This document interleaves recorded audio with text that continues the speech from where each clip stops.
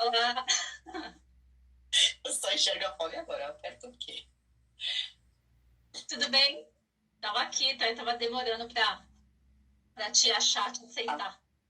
eu fui a primeira. E aí, o pessoal já tá entrando, tô vendo aqui. Boa tarde, pessoal.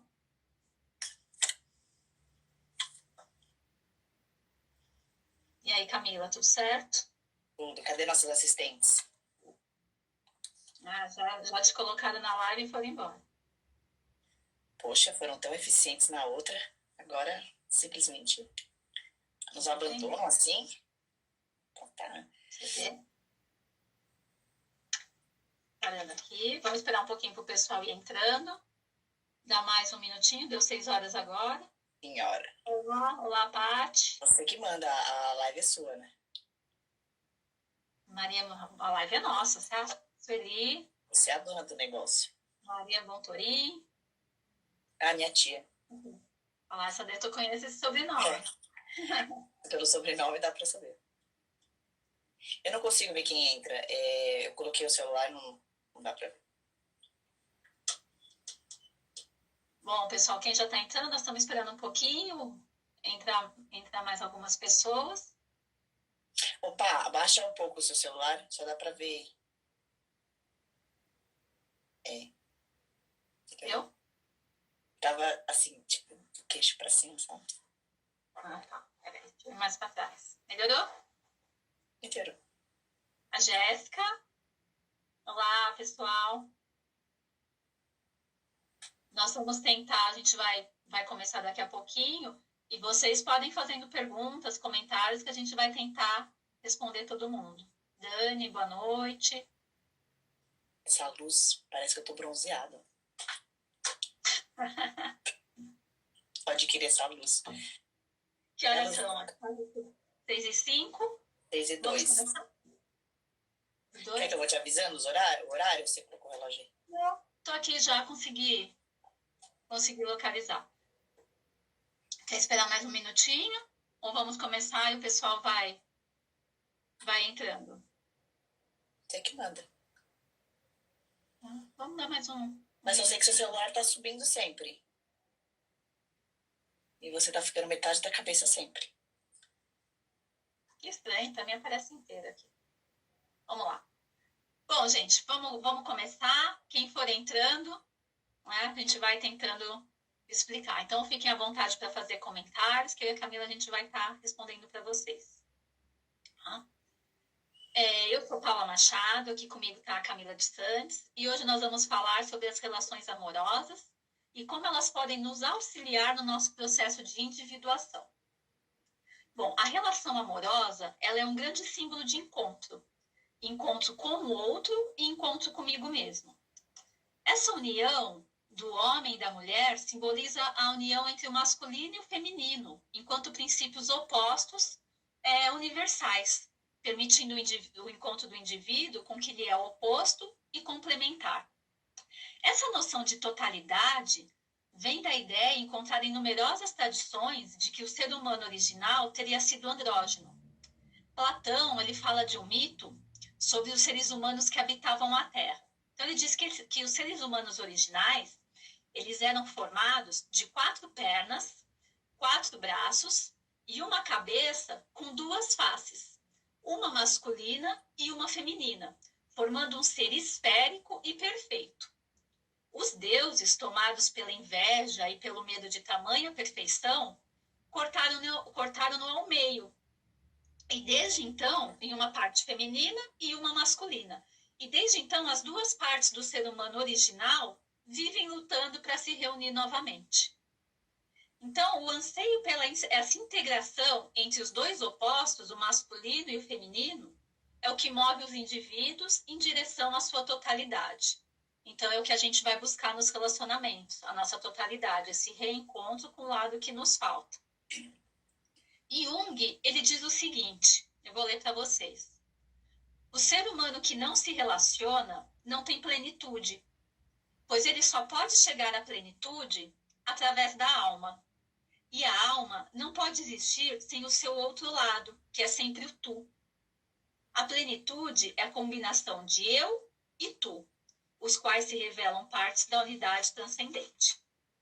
Então, do ponto de vista da psicologia analítica, os motivos da escolha amorosa são parcialmente de ordem inconsciente. Então, claro, tem nossa escolha consciente, né? A pessoa que a gente escolhe por os motivos, pelos nossos ideais, mas a maior parte da nossa escolha é inconsciente, porque envolve fantasias e desejos. Nós projetamos no nosso parceiro tudo aquilo que nós acreditamos que não podemos ser, ter e perceber.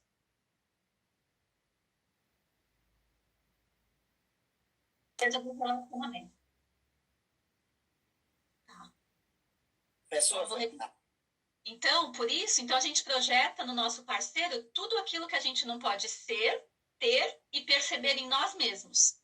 Então, por isso a projeção, ela é o ponto central da natureza do relacionamento humano. Então, como é um aspecto tão importante, todas as relações se baseiam nas projeções, a gente vai entender um pouquinho mais. Então, Camila, fala um pouquinho mais sobre o que seriam as projeções. Bom, na verdade, todo ser humano projeta, né? Não tem como escapar disso. Então, a projeção nada mais é quando a gente enxerga no outro conteúdos que estão dentro de nós. Né?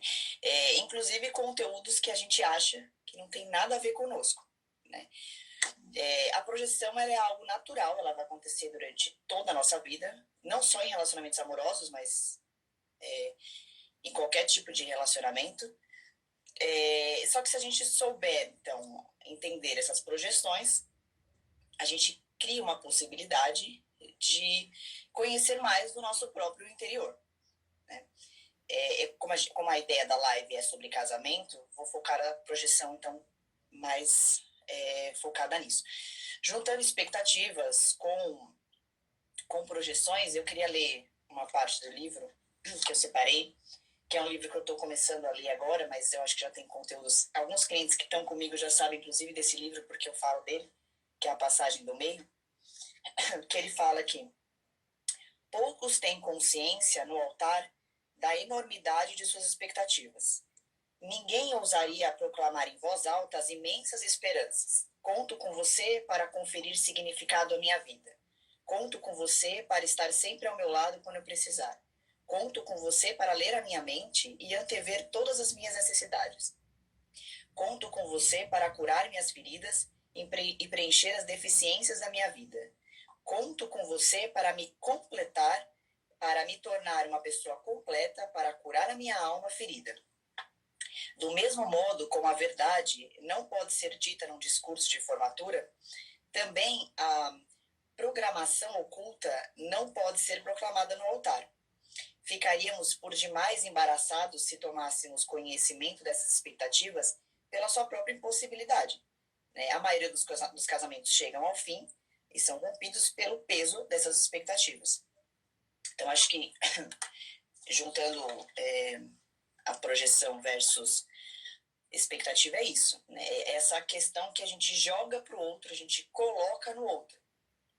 Né?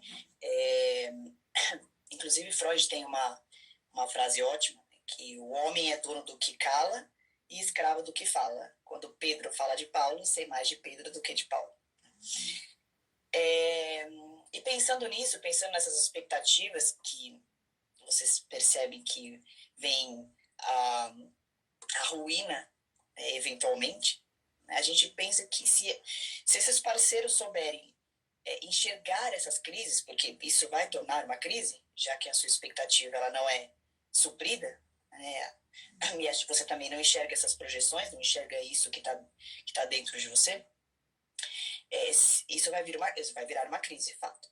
Mas se esses parceiros souberem, então, enxergar essa crise, vai fazer com que o indivíduo possa ter um conhecimento maior, inclusive, sobre si mesmo.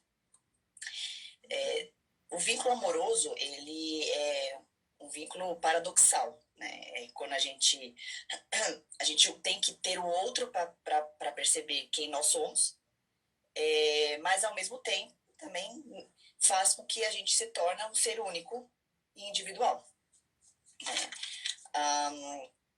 Eu acho que em cada indivíduo, Jung também acredita nisso, existe a possibilidade de ter essa totalidade, né? Jung denomina essa totalidade, inclusive, como self, né? Inclusive, você quer falar um pouquinho de self, Paulo? Sim. A gente precisa falar de alguns conceitos que são a base da psicologia analítica, mas nós não vamos nos aprofundar muito, né? A gente vai dar só uma pincelada para quem está aí assistindo conseguir entender um pouquinho o que a gente quer dizer. Então, o self, ele significa o si mesmo. Ele é a soma de todas as forças divergentes e das qualidades que vivem dentro de nós. Então, são os contraditórios, né? Então, as forças divergentes e as qualidades. E que nos fazem ser o que somos, um ser único e individual. Acordar para a unidade do self é a grande meta da nossa evolução psicológica. E essa possibilidade se manifesta pela natureza dual, do masculino e do feminino na nossa psique. Por isso, é tão importante realizarmos uma união entre essas duas polaridades da nossa natureza humana, o masculino e o feminino. Para Jung, o homem já nasce para sua individuação. E no decorrer da sua vida, ele vai procurar, consciente ou inconscientemente, situações que propiciem condições para esse desenvolvimento, né? Fala um pouquinho mais, Camila, o que vem a ser a individuação? A individuação nada mais é do que quando um ser humano consegue, pegando desses pontos que a gente conversou, se tornar, então, um indivíduo singular, ou seja, um indivíduo único, a partir do momento que ele compreende todos os lados que ele tem, que a gente, inclusive, vai falar um pouquinho mais para frente desses lados. Mas acho que é interessante o tema da nossa live, né? Literalmente, o tema dela é como os relacionamentos amorosos podem contribuir para o nosso processo de individuação, ou seja, como eles podem contribuir para que, além de eu ter um bom relacionamento, obviamente, eu consiga ser um indivíduo único e completo por si só. Acho que eu vou jogar essa pergunta para você, Paulo. Bom, então aí só dando uma resumida, nós vimos aí que o self, ele representa o si mesmo. E a individuação é todo o processo para a realização desse si mesmo. Então, vamos lá. E o relacionamento vai nos propiciar isso, né? Esse processo para a realização do si mesmo.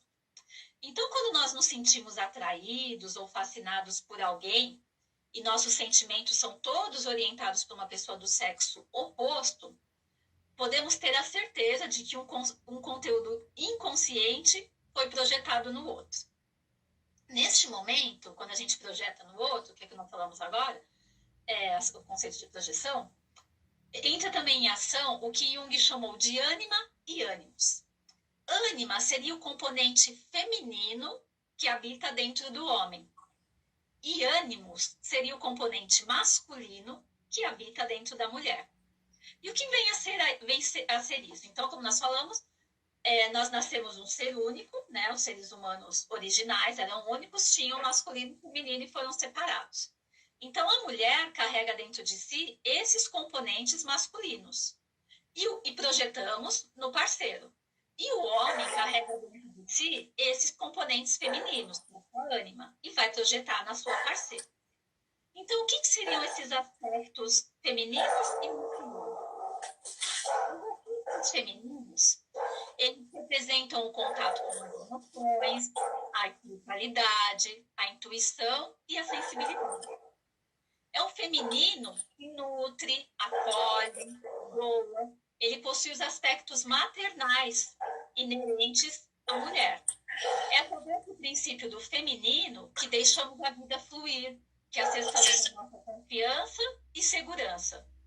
É o princípio do feminino que diz pra gente, calma, vai ficar tudo bem, vai passar. Através dele, nós nos sentimos amparados. Então, esses são os aspectos femininos que são inerentes à mulher e que o homem guarda dentro de si, na sua ânima. E o que seriam os aspectos masculinos? Os aspectos masculinos, que são inerentes ao homem, representam os nossos aspectos lógicos, racionais, Com ele, nos tornamos agressivos, competitivos e tomadores de decisões. A gente encontra mais liderança. Também faz parte do aspecto masculino a responsabilidade pelo prover, né? O homem é o provedor, pela lei, pela disciplina, pela ordem. É o masculino que vai colocar os limites para nós e para os outros. Então, esse masculino é inerente ao homem e nós, mulheres, temos esse masculino no nosso ânimos. Quando nós conseguimos reconhecer as projeções feitas por nós em nossos parceiros, nós conseguimos obter uma nova evolução psicológica. Porque o objetivo é que nós projetamos então, por exemplo, a mulher projeta esse aspecto masculino no homem. Mas o objetivo desse processo de individuação é que ela consiga resgatar esses aspectos para a própria vida dela. E o homem também. Então, para o homem, o reconhecimento dos seus conteúdos femininos, que é a ânima que ele projeta na mulher, pode significar um respeito renovado pelo mundo do coração, pelos sentimentos, pela sensibilidade, né, pelos relacionamentos e pela alma. Quando o homem entra em contato com a sua ânima, ele fica mais romântico, mais gentil, mais compreensivo, paciente. Então, ele começa a fazer o maior uso do feminino que está dentro dele. Então, o objetivo é isso. Então, ele atrai fora na mulher, mas começa a desenvolver esses aspectos dentro dele. Já a mulher, quando reconhece os seus conteúdos masculinos, o ânimos que é projetado no homem, ela adquire um novo envolvimento com o mundo que fica além da família, desse papel maternal que é atribuído à mulher. Ela começa a buscar sua realização profissional e pessoal, colocando para o parceiro os seus desejos. Então, as mulheres que entram em contato com esse ânimos, conseguem recolher essas projeções, elas ficam mais decididas, mais impulsivas e mais convictas. Elas fazem o maior uso desse seu aspecto masculino. Deu para entender? Está dando para entender até aí? Pessoal, se tiver alguma dúvida, podem perguntar. Nós percebemos, então, que o nosso parceiro ele representa algo que a gente necessita entender a respeito de nós mesmos. E a grande dificuldade é que existe um lado nosso que não gostaríamos que ninguém nos mostrasse, né? E a gente não quer mostrar para ninguém e não gostaria e não quer admitir nem para nós mesmos que a gente tem esse lado. Então, esse é o grande problema. Então, a gente pega e reprime esse lado. Nós não nos mostramos como realmente somos. Por que isso? Porque nós temos um ideal de ego. E o que seria o ideal de ego? O ideal de ego é quando a gente incorpora uma imagem daquilo que eu gostaria de ser, porque esperam que eu seja assim. Então, muitas vezes, a sociedade impõe um papel que eu deveria exercer. Por exemplo, então nos cobram, precisa estudar, se formar, casar, ter filhos, constituir família, ser uma pessoa boa, ser uma pessoa íntegra. Então, vários conceitos que são esperados. E nós tentamos nos moldar a esses padrões ideais. E muitas vezes acabamos negando a nossa essência de fato. Então, a gente segue um caminho que é esperado, quando no fundo nós gostaríamos de seguir outro. E com isso, a gente acaba rejeitando o nosso lado mais obscuro, agressivo, egoísta, vingativo, mesquinho. Então, a gente guarda, nós somos pessoas boas, né, socialmente. E nós não escondemos esse lado indesejado da nossa personalidade só dos outros. Se fosse só dos outros, ok, às vezes a gente precisa esconder mesmo. O problema é que, na maioria das vezes, a gente esconde esse lado indesejado de nós mesmos. Sanford dizia o seguinte: não há pessoas mais perigosas no mundo do que aquelas que decidiram fazer só o bem. Por quê? Porque essas pessoas que só fazem o bem negam totalmente esse lado indesejado e jogam eles viram os aspectos sombrios, que Jung chama de sombra. Então, agora a gente vai entender um pouco mais o que é a sombra. Continua aí, Camilo. A Paula deu uma boa resumida aí na sombra, mas é basicamente isso. Então, é esse nosso lado obscuro, monstruoso, da nossa personalidade, que todo tem. Se até Deus tem o diabo, né?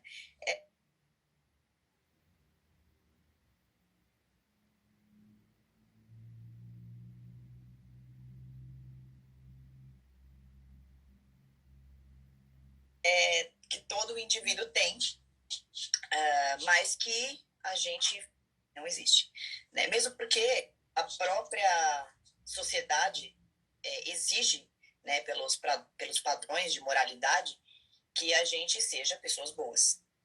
Tem até um livro muito bacana, que é O Lado Sombrio da Realidade, que ele diz que quando uma criança tem raiva, é muito comum os pais falarem: não, não pode. Essa é minha cachorra.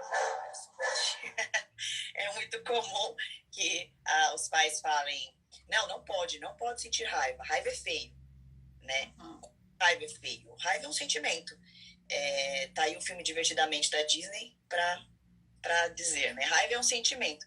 Assim como alegria, tristeza. Então, por que não sentir raiva? Lógico, isso não te dá o direito de sair matando as pessoas, nem, né, nem tendo comportamentos agressivos. Mas por que não entender esta raiva? Por que não questionar? Mas por que eu estou sentindo essa raiva? Né? De onde vem essa raiva? Como que eu posso trabalhar essa? Então, o que as pessoas fazem com esses conteúdos que elas não querem ver? Elas reprimem. Né? Então, quando a pessoa fala assim: eu sou uma pessoa ótima, sou uma pessoa muito boa, desconfie, não é mesmo?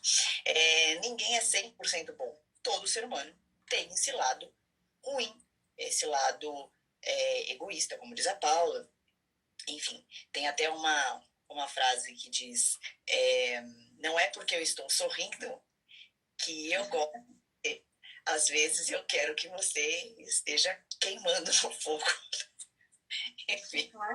Quem nunca, né? Sorrindo ali, porque é socialmente aceito, né? E por dentro, aqueles pensamentos impróprios. Exatamente, né? Inclusive os atos falhos, né? Quem nunca soltou um parabéns no velório? Mas, enfim.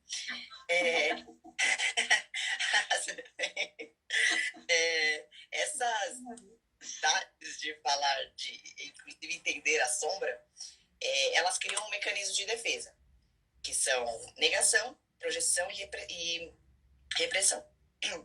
Para dar um exemplo, para ficar muito claro, então, imagine num relacionamento, vamos voltar a falar de relacionamento, uma cena onde o namorado pega o celular da namorada e investiga ali o celular da namorada, e ela fica abismada com aquilo, mas ela não pega o celular dele de jeito nenhum. Ela só entra no Instagram dele, pelo perfil dela, mas ela entra no Instagram dele e dá uma olhada ali no contato, se ele tá curtindo alguma coisa, se ele adicionou alguém novo, né? E aí, quando a gente questiona, a primeira coisa, não, eu não faço isso. Tá? Né? Não é bem assim. O comportamento não é o mesmo, mas o controle é o mesmo. Exatamente, né? Então ela projeta assim: olha como ele está controlando toda a minha vida. E você, né? Só que isso é tão certeiro para ela, é tão verdadeiro para ela, que ela reprime. Né? Ela não tem a consciência disso e que torna então um aspecto sombrio. Né? As pessoas que reprimem a sombra, geralmente elas estão julgando o outro, condenando o outro, justamente por não conseguir olhar para este lado. Eu tenho até uma frase aqui que eu peguei no livro que a gente vai usar daqui a pouco, que é O Mistério da Conúncio, que fala que a maior medida do valor de um indivíduo, eu vou explicar a frase porque ela é bem complexa, será de que ele tem consciência da sua capacidade de ser portador dos opostos. Tais indivíduos não poluirão a atmosfera psíquica com a projeção da sua sombra sobre os outros, mas sim carregarão a sua própria carga de escuridão. Então, o que ele quer falar aqui como portador de opostos e como essa projeção da sombra? Quando você entende esse seu outro lado, né, o seu lado negativo, vamos colocar assim, eu não gosto de usar essa palavra para sombra, mas ok, você para de dizer que o problema está no outro e que o outro é desta forma e que o outro... Você simplesmente consegue administrar a sua própria sombra. E querendo ou não, a sombra, se a gente souber administrá-la e entendê-la, né, ela é super produtiva. Jung, inclusive, acredita no tarô. A carta do diabo é uma carta excelente. Se a gente for parar para pensar. se a gente não entender, a gente não trabalhar essa sombra, a gente pode ser dominado por ela. Eu dou sempre as minhas clientes que estão assistindo, elas vão saber que eu gosto de dar esse exemplo para elas. Então, imagina, é bem didático. Uma criança, né, que instintivamente é agressiva por si só, então tem desejos de enfiar a faca nas pessoas, né? E ela tem duas opções. Ou ela vai entender o quanto isso é mal em frente à sociedade e vai reprimir tudo isso, né? E vai virar um excelente serial killer, né? Ou ela vai entender isso, trabalhar isso, fazer com que essa sombra seja produtiva e virar um excelente cirurgião, né? Os dois você, então, estaria enfiando a faca nas pessoas. Tem uma frase aqui de Charles Baudelaire que ele diz que o truque mais esperto do diabo é convencer-nos de que ele não existe, né? É aquilo que a gente falou. Ninguém é 100% bom. Não existe isso, né?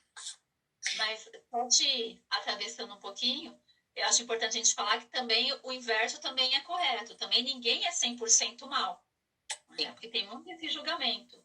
Então, só está num outro polo.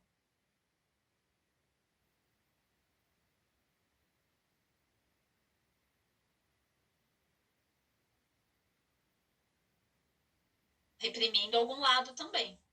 Sim. Eu não vou me aprofundar, ou ser uma projeção daqueles, mas ok. Uhum. A ideia da gente, inclusive, falar dessa sombra é que quando a gente entende isso e quando a gente traz essa projeção de volta a nós,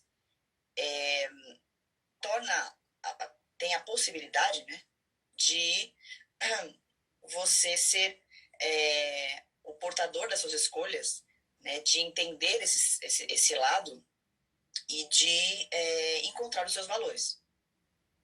Acho que dá tempo, Paulo.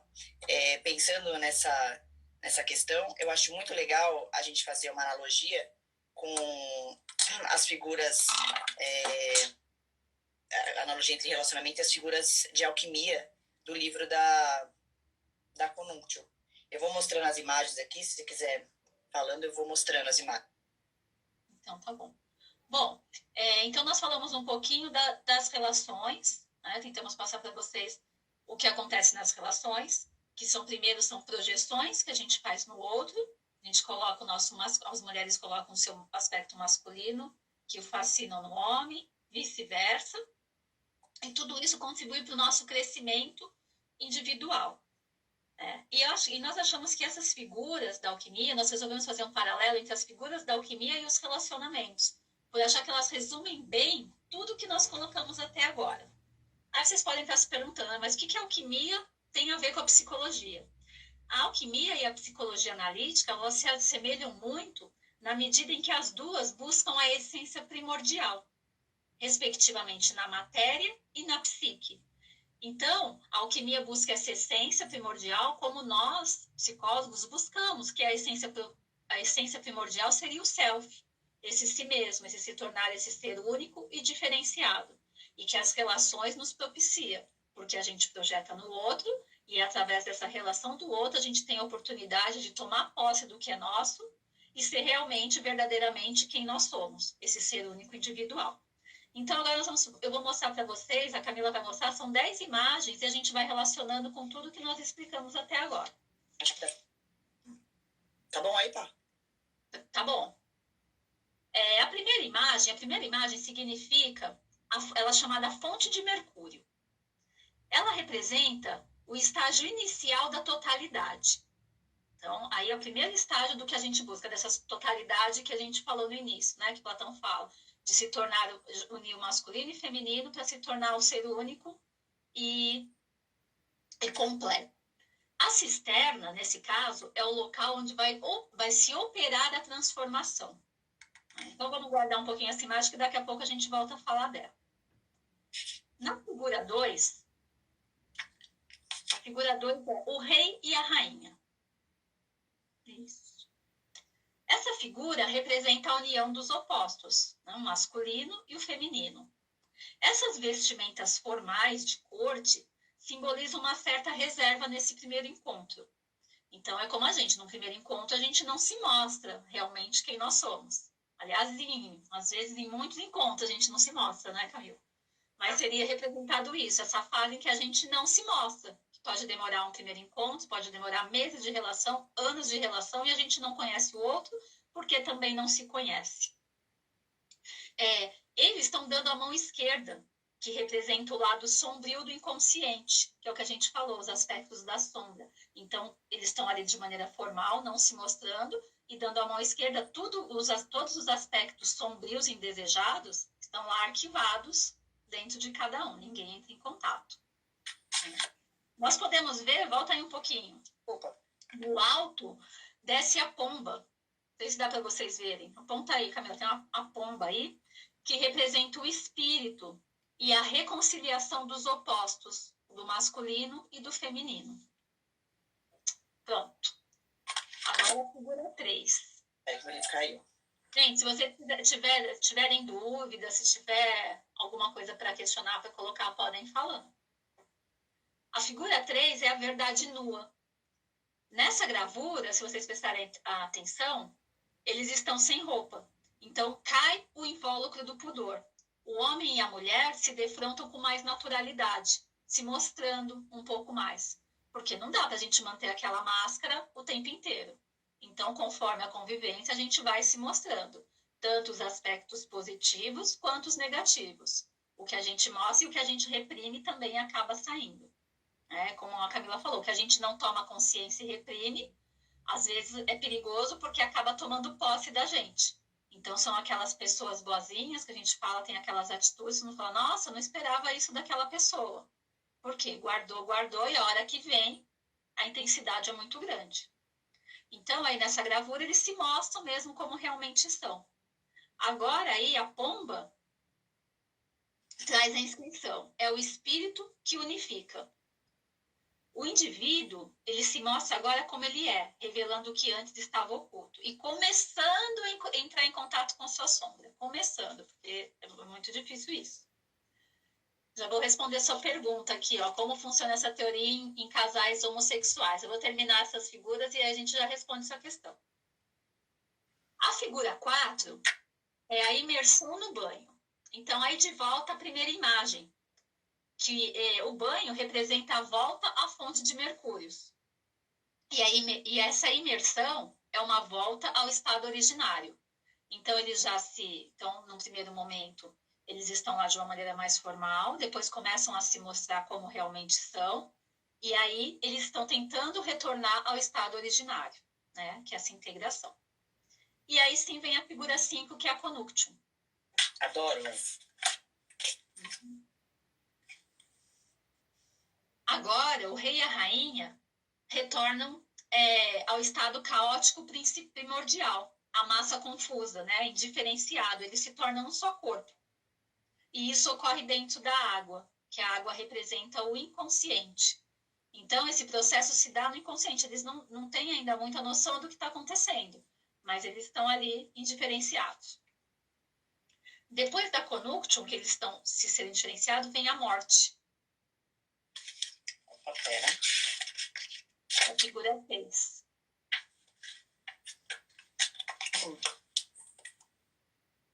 O casal, nessa imagem, está morto. Eles se fundiram em um único ser de duas cabeças, igual ao que eu falei lá no começo, né? Um corpo com duas cabeças, uma feminina e uma masculina.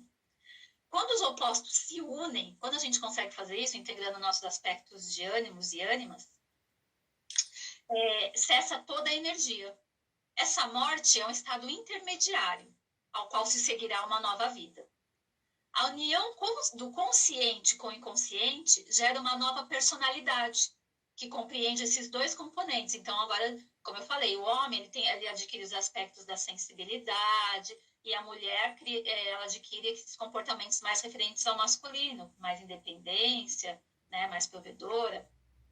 Então, por transcender a consciência, esse estágio eles definem como o self, que é o símbolo que representa a união desses opostos, né, que é o si mesmo que a gente falou. A próxima figura, a figura 7, é a ascensão da alma. Se vocês prestarem atenção, eles estão ainda aí no caixão, mas tem um anjo aí na nuvem, um anjo subindo. Nesse momento, é o momento que a alma abandona o corpo para ascender a um novo estado, provocando um estado de vazio e desorientação. A pessoa fica perdida. Eu não sou mais o que eu achava que eu era, e quem eu sou agora? Né? É um momento de transição. Eu estou indo para um novo papel, que eu não sei ao certo qual é esse papel.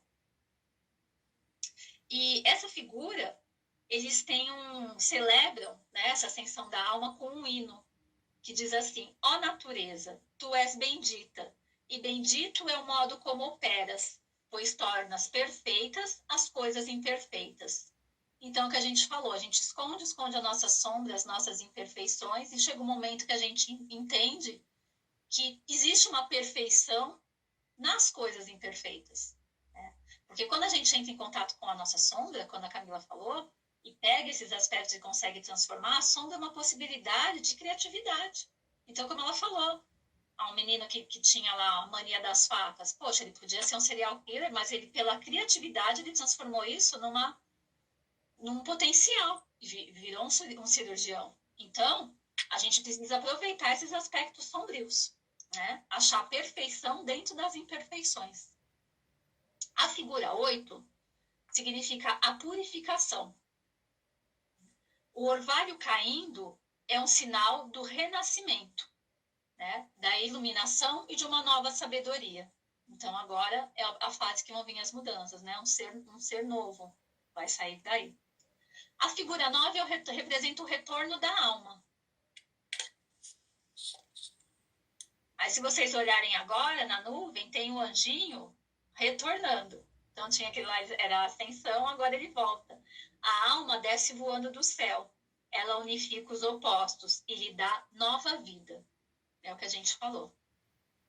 E aí, no chão, uma coisa muito bacana, volta aí na imagem, se vocês conseguirem ver, tem 2 pássaros no chão. Um que já aprendeu a voar e o que não aprendeu a voar. Então, você vê ali, o que não aprendeu, o que aprendeu. E que nos mostram que, embora o hermafrodita esteja vivo e unificado, o conflito dos opostos não desapareceu. Ele foi apenas relegado para a esfera do inconsciente. Então, esse conflito sempre vai existir. Como a Camila falou, a gente sempre vai estar projetando. Né? Isso não acaba. Sempre vai haver essas projeções, mas à medida que a gente vai se apropriando, vão ocorrendo as transformações. A figura 10 é a última figura que representa aquilo que nós falamos lá no comecinho. Ela chama o novo nascimento. Né? O ser masculino e o feminino encontram-se de pé na lua, e a lua representa o feminino. As suas asas indicam a espiritualidade. Se a gente prestar atenção, ele agora tem o formato daquele ser andrógeno que a gente falou no começo, lá no mito de Platão. Um ser único, com 2 cabeças, uma masculina e uma feminina, voltando a ser uma esfera, né, perfeita, que foi quando os deuses tinham inveja de tamanha perfeição com essa união. A árvore, aí do lado, representada por sóis e luas, representa o equivalente consciente do processo inconsciente, porque toda essa nossa evolução é inconsciente. Mas, em alguns momentos, quando a gente vai adquirindo consciência das coisas, é que ocorre a transformação. Então, essa árvore representa isso. A nossa consciência dentro de todo esse aspecto inconsciente. Então, a gente percebe aí que as imagens alquímicas representam bem tudo que nós falamos até agora. Concorda, Camila? Plenamente. E acho que resume bem de uma maneira simbólica, porque Jung gosta muito de símbolos. Então, a gente consegue entender melhor todo esse processo, como funciona e porque é tão importante a relação com o outro para o nosso próprio desenvolvimento. E uma questão importante é, só quando a gente consegue tomar consciência do que é nosso, é que a gente consegue realmente se relacionar com o outro. Porque, num primeiro momento, nós estamos nos relacionando com os nossos próprios aspectos que são projetados no outro. Então, não é difícil, né, de se relacionar. E quando a gente vai assumindo isso, nós nos mostramos quem nós realmente somos e a gente consegue ver o outro como ele realmente é. E aí sim, a gente tem oportunidades de se relacionar com o outro.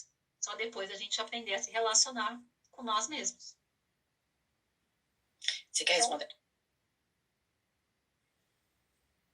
Oi? Você quer responder aquela pergunta do homossexual? Respondo, me ajuda. Bom, nós partimos aqui desde o começo de uma relação quando a pessoa ela se sente atraída pelo sexo oposto, que é o que a gente trata de ânima e ânimos. Existem casos, né? Então a gente está falando assim muito, a mulher tem um ânimos, a mulher é o aspecto feminino, que é a ânima, então acolhedor, maternal, que é o atribuído à mulher inerente, e ela tem o ânimos. Mas se a gente for pensar, muitas mulheres que a gente vê hoje em dia, o que acontece? Elas são tomadas pelo ânimos. Então são aquelas mulheres que trabalham o dia inteiro, não tem muito aquele instinto maternal, acolhedor, deixa os filhos com outra pessoa cuidar, não tem paciência. Então, o ânimos, ele toma posse dela. Então, muitas vezes, o que acontece? A gente está falando num papel, mas que pode ser invertido, como com os homens também. Né? Então, o homem é provedor, o homem é o lógico, o raciocínio. E quantos homens sensíveis hoje em dia, quantos papéis invertidos?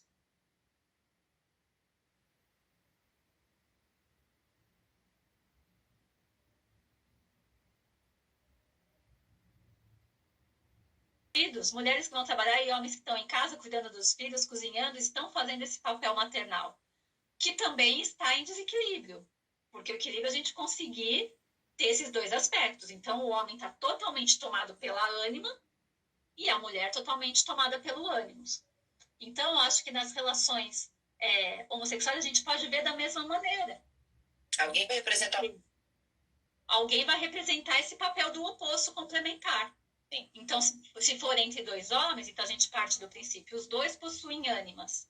Então, um pode estar tomado pela ânima, com esse aspecto mais sensível e feminino, do que o outro. Então, um vai acabar sendo complemento para o outro. E na mesma situação, relação entre as mulheres. Porque às vezes não falam, tem uma mais feminina, uma mais masculina, que é mais firme, que faz, que representa esse papel do ânimos. Né? O masculino forte. Eu nem vou me aprofundar nisso, mas quando Jung fala de tipos psicológicos, né, a ideia não é falar sobre isso, mas ele vai dizer que você sempre vai estar com o seu oposto. Não tem como. Sendo duas mulheres, tem que ter o seu oposto. E nós estamos falando de relações amorosas, que foi o tema que nós escolhemos, mas isso é em tudo na vida. Amizades, relações no trabalho. Por que tem aquelas pessoas que você de cara, eu quero ser amiga dessa pessoa, e você se dá super bem. E tem outras que você fala, nossa, meu santo não bateu. Por quê? Nossas relações são sempre movidas por projeções. Então, a relação com o outro, seja amorosa, seja amizade, seja profissional, sempre vai nos dar a oportunidade de reconhecer nossos aspectos que nós projetamos no outro. Quer dar um exemplo? Então, por exemplo, eu tenho um chefe, então, chega uma mulher e fala, eu tenho um chefe que ele é muito abusivo. Cancelamos as pessoas.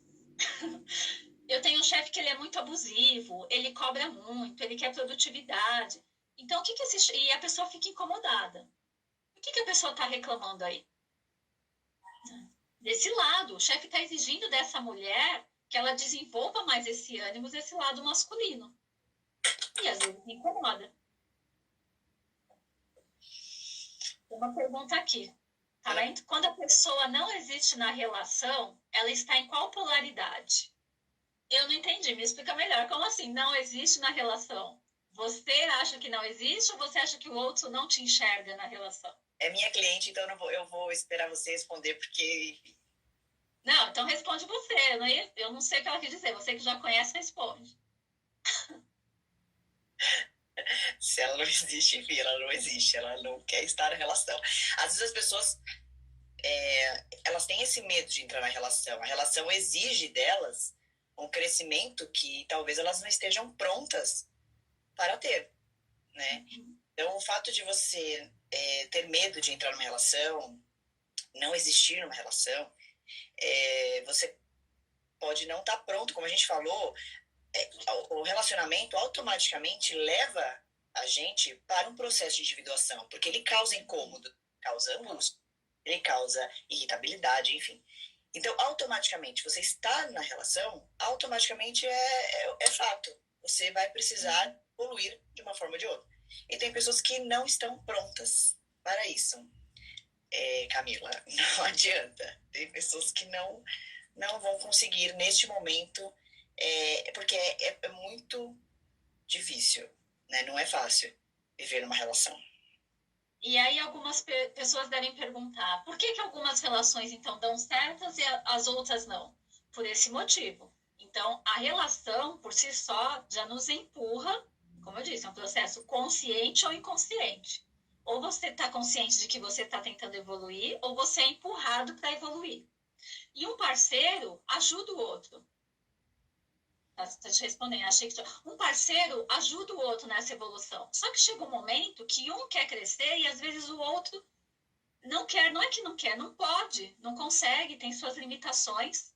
E aí quando um dá um passo e o outro não consegue, é aí que rompe.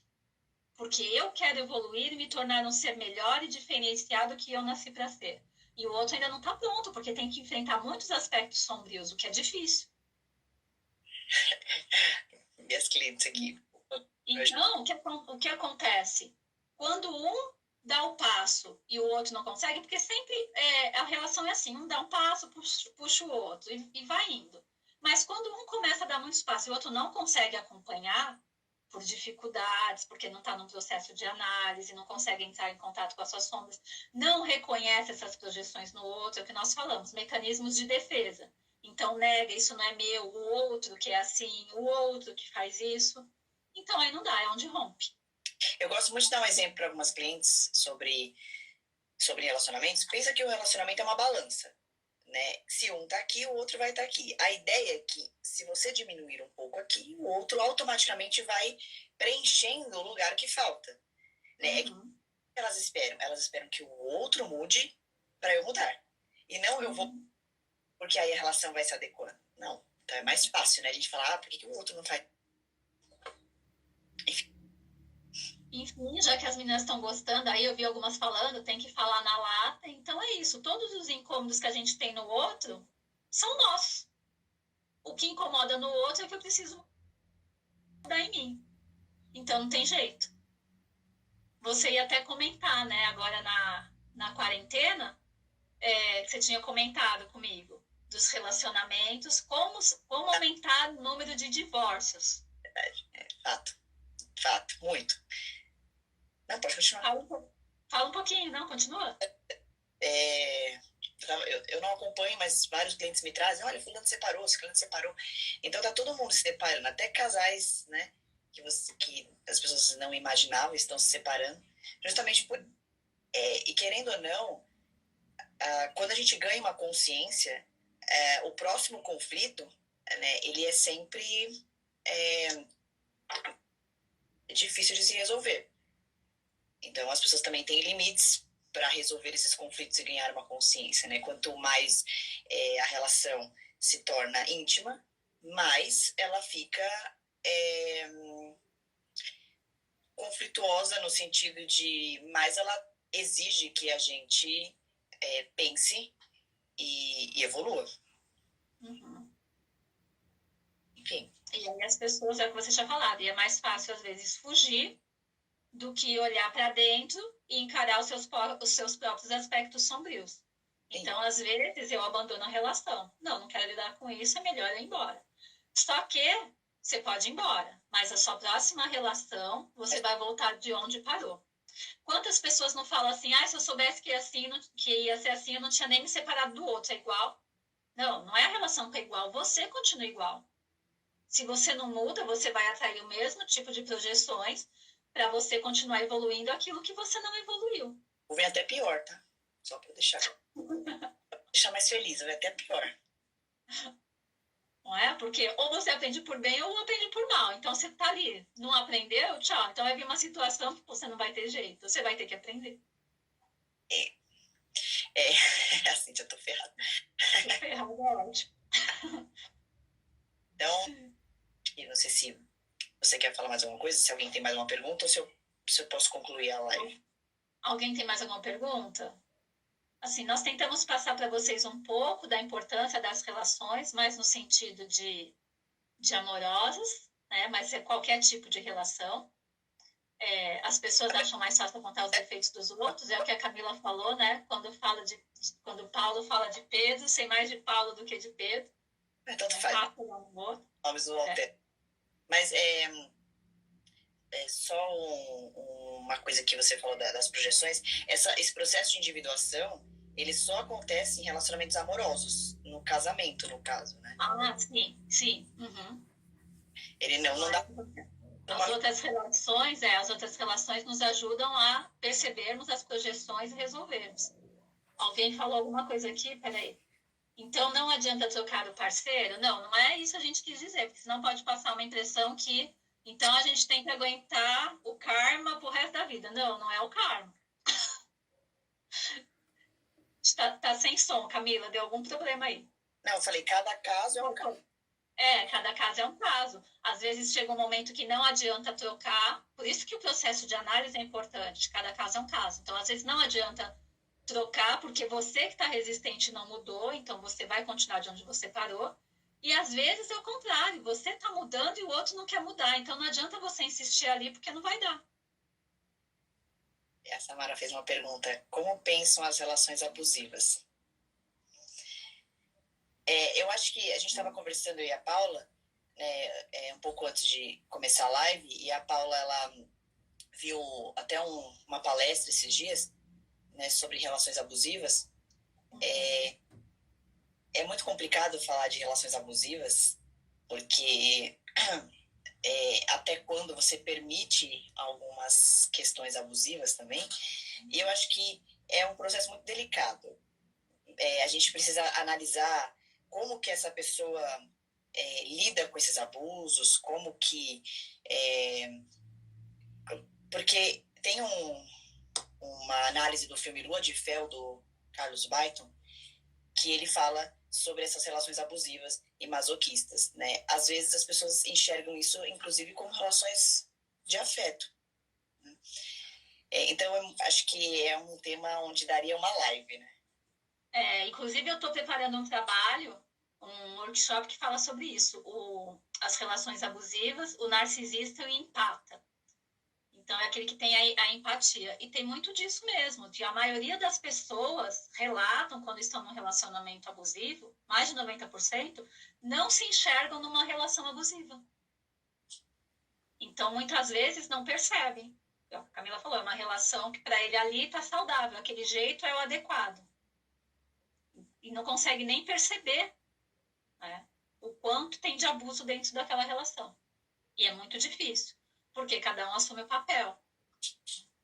O abusador, ele vai continuar com aquele controle e não gosto de chamar de vítima, então vou chamar de um empata, que se permite porque, de alguma maneira, as suas inseguranças, né, a dificuldade de entrar com seus aspectos de ânimos e lidar com essa questão de ter essa força, de ser o provedor, impede que ele dê um novo passo. Então, é uma questão bem complexa.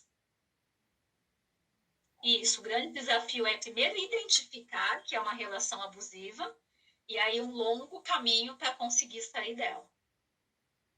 Que geralmente precisa de terapia, um grupo de apoio para você conseguir sair, porque geralmente tem recaídas. Por isso que quando a gente fala de relações conflituosas, elas são ótimas para você evoluir, mas cada caso é um caso, eu reforçando mais isso, porque também a ideia não é que você fique com um abusador dizendo, não, fica aí, vamos sofrer com isso. Não. Estão perguntando aqui, o abusador faz com que a abusada acha que não consegue viver sem ele.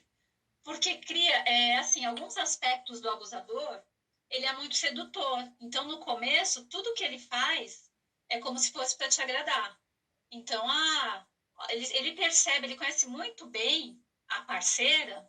Eu vou falar parceira porque, geralmente, na maioria dos casos, o abusador é do sexo masculino. Existem mulheres, mas numa proporção muito menor. existem as mulheres também. Então, ele faz toda aquela sedução, te deixa totalmente dependente. E quando a mulher começa a enxergar as questões dos abusos, porque o abuso não é só quando o homem bate na mulher. O abuso vem desde quando ele começa a falar, nossa, essa comida que você fez está horrível. Isso é um abuso. Nossa, essa roupa aí você podia se arrumar melhor. Isso já é um abuso. E às vezes a pessoa não percebe. E tem abusos muito sutis. Olha, eu estou dando de presente um cartão, vamos ter uma conta juntos? E a pessoa, nossa, como ele é bonzinho, ele quer ter um vínculo maior. E não, é um controle, já é um controle. E muitas vezes a vítima, né, o empata, não consegue perceber que está nessa relação. E também acha, e ele tem uma coisa de achar que a gente pode mudar o outro. Tem muito essa questão. Eu vou ficar porque eu vou conseguir mudar o outro. A gente não consegue nem mudar a si mesmo, como é que vai mudar o outro? Ninguém muda o outro. Só nos contos de fadas que o sapo vira príncipe. Na vida real, não. Então, a gente já tem... Não sei se você está com o relógio aí, também tem uma outra, inclusive, pergunta, não sei se vai dar tempo de responder. Temos 5 minutos. Sobre se projetamos sempre em todas as relações, vocês diriam que a projeção é maior no relacionamento amoroso pela busca do ânimos? Eu não entendi essa pergunta. Peraí. Se projetamos sempre em todas as relações, isso, em todas as relações a gente projeta. Mas vocês diriam que a projeção é maior no relacionamento amoroso? Acho que sim. Sim, mas só não entendi essa parte pela busca do ânimo. Do ânimo e da ânima. Porque você projeta o aspecto que te falta no outro. Complementar. Eu não entendi essa parte, mas enfim. Eu diria que sim, que a gente projeta mais nos relacionamentos amorosos por isso, porque tem uma projeção do nosso ânimo ou da nossa ânima no outro que é que a gente precisa desenvolver. Concorda? Eu concordo. É que talvez eu acho que essa pergunta fosse mais ampla do que... Enfim. Essa é ótima. No meu caso, queria mudar a cunhada, que é difícil de lidar. Então, é aquilo lá que a gente falou. Tem coisas que não dá. Você sorri e fala, eu queria que você estivesse pegando fogo. Pegando fogo no inferno. Acho que a gente vai precisar finalizar, porque daqui a pouco vai cair a live. Então, a ideia é pensar nisso mesmo, né? Peraí, posso ter uma última aqui. O empata acha que está na zona de conforto. Eita, espera que sumiu. Até conseguir acordar. Isso. Não, eu não concordo muito, porque ele muitas vezes não está numa zona de conforto. Porque o abusador, ele começa assim, depois vai aumentando, tem agressões físicas, agressões morais, e não é uma situação confortável, mas existe uma dificuldade de sair. Então, eu não acredito. Eu acho que eu entendi o que ela falou. Acho que ela, a pessoa não enxerga, a hora que ela acorda, ela sai. Acho que é isso que ela quis dizer. E a hora que ela acorda, ela demora muito para sair, na maioria das vezes.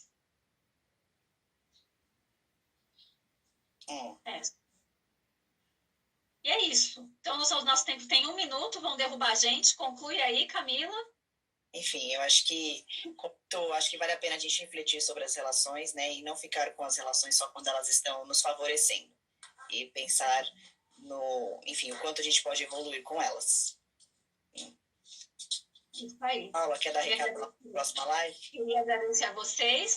E a nossa próxima live, nós vamos passar o dia daqui 2 semanas. E o tema, dando continuidade, é o empoderamento feminino. Nós vamos fazer uma análise simbólica do desaparecimento dos príncipes nos contos de fadas contemporâneos. Quem deu essa ideia da live, né?